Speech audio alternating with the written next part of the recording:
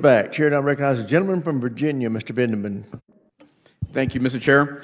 I ask unanimous consent to submit for the record an article. A distinguished member of this committee, Without objection, so ordered. confirmed that there was, in fact, a pause in offensive cyber operations earlier this year.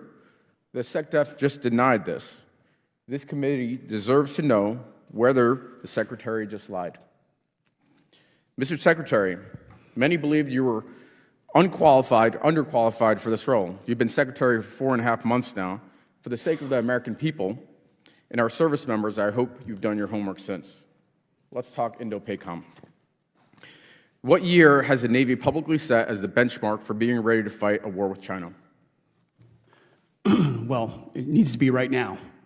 We know what China has said. I'm glad to hear that, but there is a publicly right set date.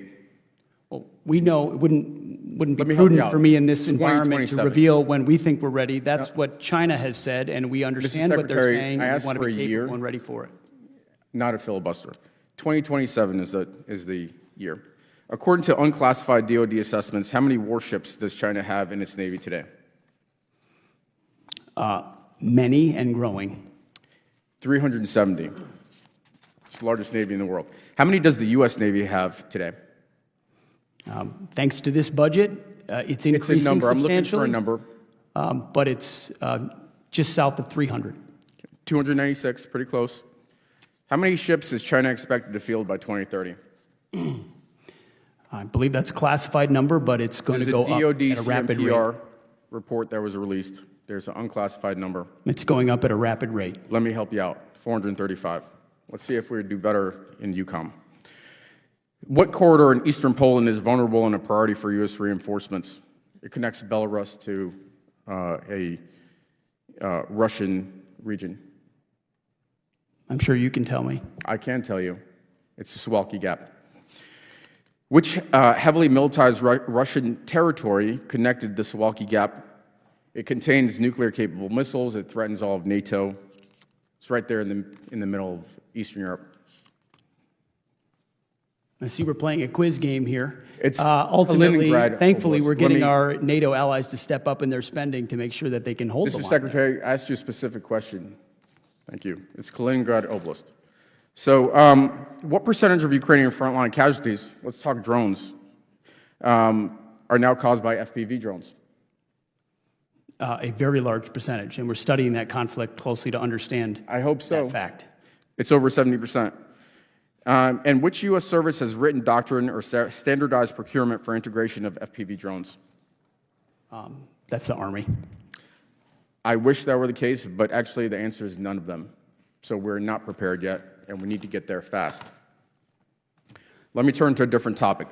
A few weeks ago, when my office opened up in Fredericksburg, I spoke to the mother of one F-18 pilot who flew the March 15th mission over the Red Sea in Yemen that you discussed over Signal. I spoke to her again on Tuesday and asked her if there was anything she wanted me to bring up. She believes that you need to resign. She also had several questions, but one thing, she said she would appreciate an apology for putting classified information. Her son couldn't even tell her where the Truman was going, but into the Houthi PC small group Signal chat that risked her son's life and the mission. Mr. Secretary, yes or no, do you think you owe her an apology? Please make sure to let her know how grateful we are for the skill and heroism of her I am very much grateful. I'm sure everybody in this room is grateful. I'm proud of what her son has done. The question is, do you owe her an apology for your actions? Are you going to be accountable? It was an incredibly successful mission. Her son did great work. They did a magnificent job. Thankfully, the Houthi campaign was successful. Secretary, I agree with you. Magnificent job. The performance of those pilots and Navy personnel, magnificent. We're talking about what you did and accountability. Are you going to apologize to the mother or not? I don't apologize for success. You don't apologize for putting her son's life in danger and for putting the mission in jeopardy.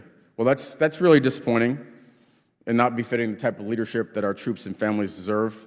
It's frankly a stunning lack of OPSEC. Privates are trained to do much better than that. It was reckless.